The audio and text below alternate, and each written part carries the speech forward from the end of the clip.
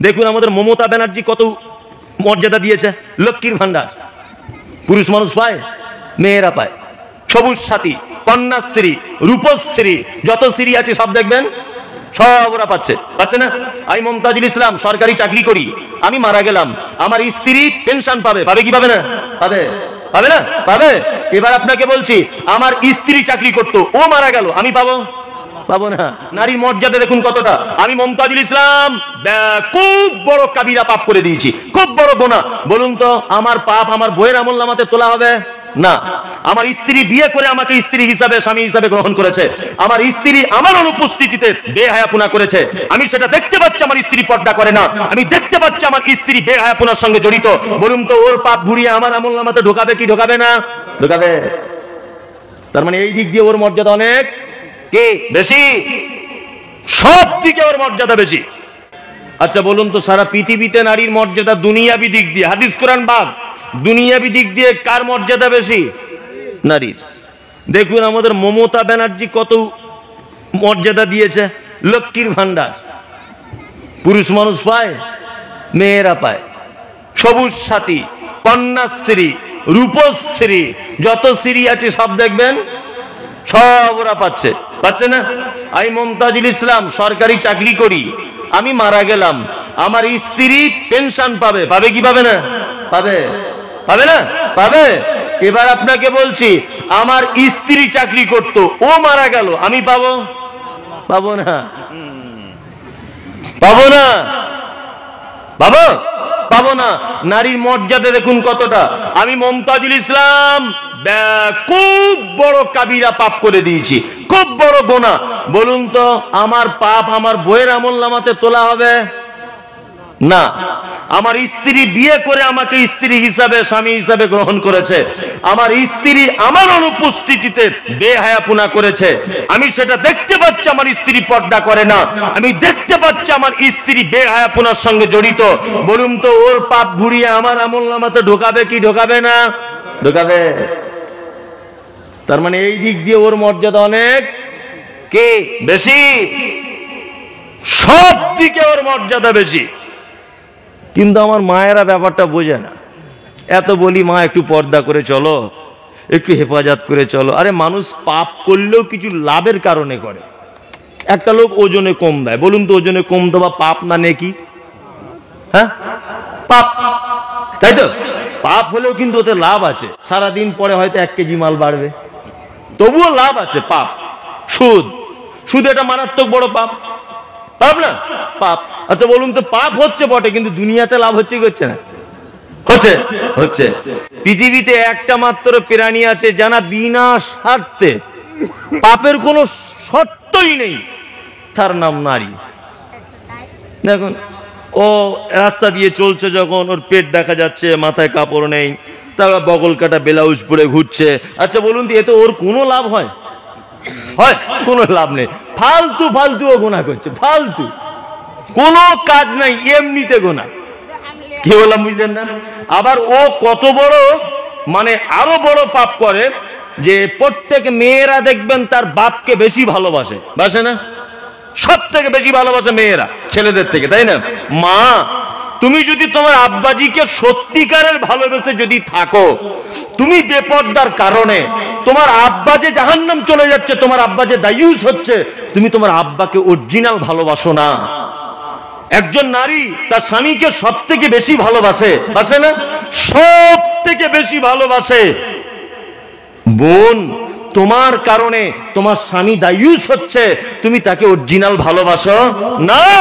তুমি কি শুধু দুনিয়াতেই তার সঙ্গে একসঙ্গে থাকতে চাও, না আখিরাত পর্যন্ত তার সঙ্গে পৌঁছাতে চাও? কোনটা?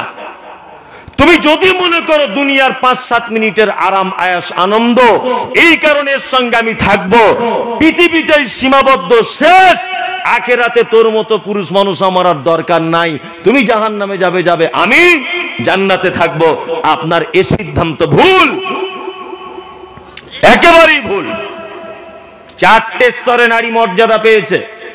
দুনিয়ার স্তরে বলে দিলাম, আল্লাহ রসুলের স্তর 1, কন্যা রূপে নারী, নারী কন্যা। পুরুষের শুধু একটা মাত্র মর্যাদা দেওয়া হয়েছে, মমতাজুল ইসলাম বলছি, 1 ও বাপ, ও শুধু বাপ, ওর আর কোনো মর্যাদা নেই, আছে নাই। কিন্তু নারী, এই দেখুন কন্যা হিসাবে মর্যাদা। আম্মাজান আয়েশা বলছেন, আমি বাড়িতে আছি, একজন মহিলাকে দেখলাম দুটি বাচ্চা মেয়েকে নিয়ে আমাদের দরজায় খাড়া হয়েছে, আমার কাছে কিছু চাইলো, আমি একটা খাজুর তাদেরকে দিলাম।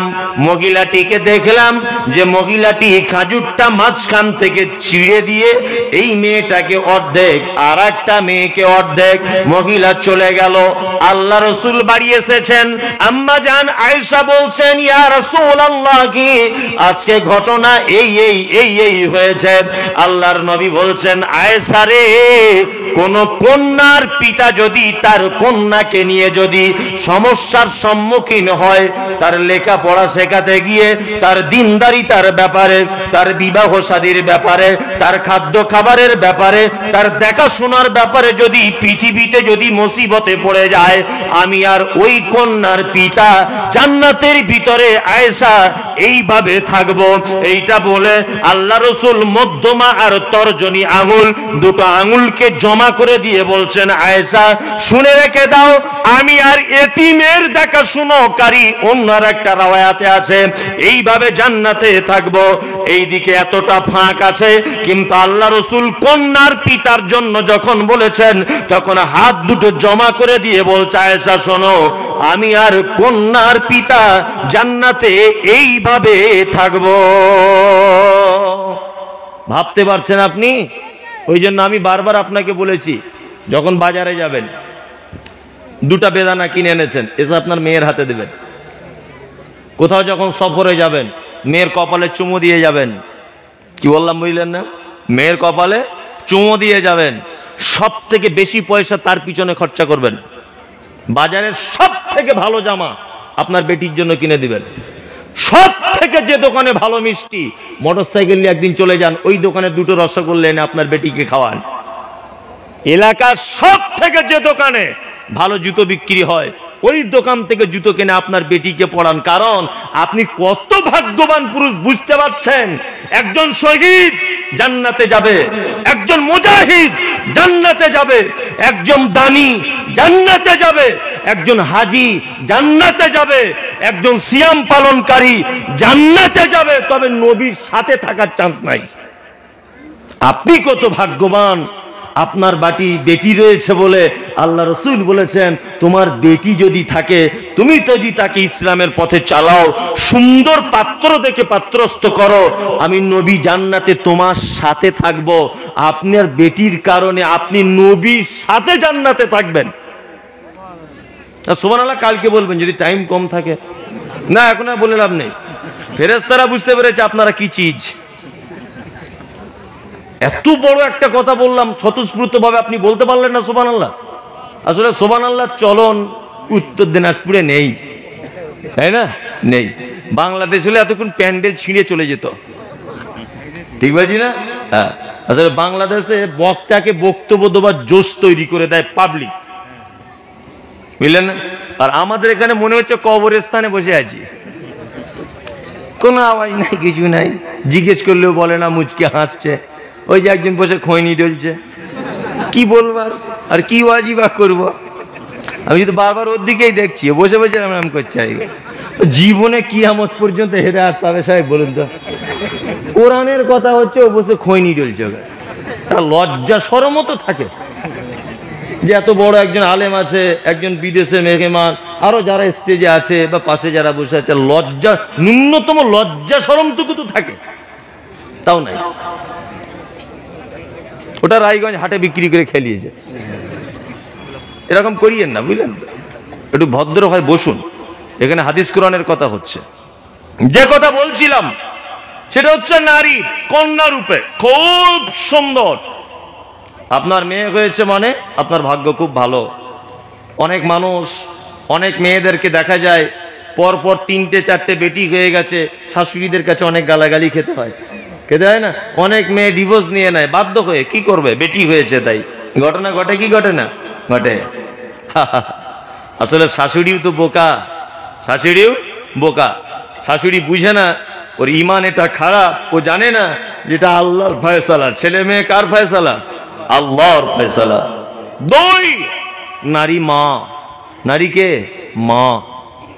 মা এই যে শব্দটা, মানুষ যখন রসগোল্লা খাচ্ছে, খুব টেস্ট, কি বলে? আহ বলে না? খুব রোদ্দুরের তাপে এক গ্লাস পানি পান করলেন, কি বলেন? আহ। মানে কি? তৃপ্তি, আনন্দ উপভোগ করলে বা পেলে মানুষ কি বলে? আহ, শান্তি।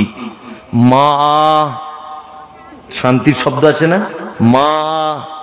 মা মানে মায়ের ভিতরে একটা শান্তি। পৃথিবীর সব থেকে নিরাপদ স্থান কোথায়? মায়ের কোল। আপনি চুরি করে আসুন, আপনি ডাকাতি করুন, আপনি মাতাল, আপনি বাটপার, আপনি একজন খুনি, আপনি আপনার মায়ের কাছে নির্দোষী একজন ছেলে। বলুন, এর নাম মা। পৃথিবীর আপনার অপরাধ কেউ ক্ষমা করতে পারে না। নির্দ্বিধায়, বিনা স্বার্থে, বিনা বিনিময়ে ক্ষমা করে দেয় কে? মা। আল্লাহ। এদের সঙ্গে কখনই অসৎ ব্যবহার করবেন না। অনেক মানুষকে দেখতে পাচ্ছি আল্লাহ টাকা দিয়েছে, শুধু ওমরা হজ করতে যাচ্ছে, ফরজ হজ করেছে 2 বার, আবার দেখছি বলছে এবছর আবার নিয়ত করেছে একটু পশ্চিমে যাব, মৌলী সাহেব দোয়া করবেন। মানে ও ভেবেছে মনে হয় পশ্চিমে জান্নাত পড়ে আছে, ও ভেবেছে আর কি। কি বললাম বুঝলেন না? ওর ওটা ধারণা যে পশ্চিমেই মনে হয় জান্নাত আছে। আমি মমতাজুল ইসলাম বলছি, শুনুন, বাড়িতেও আপনার জান্নাত হয়ে যাবে, আপনি আপনার আব্বা মায়ের সঙ্গে একটু ভালো ব্যবহার করুন। কি বললাম বুঝলেন? আব্বা মায়ের সঙ্গে ভালো ব্যবহার করুন।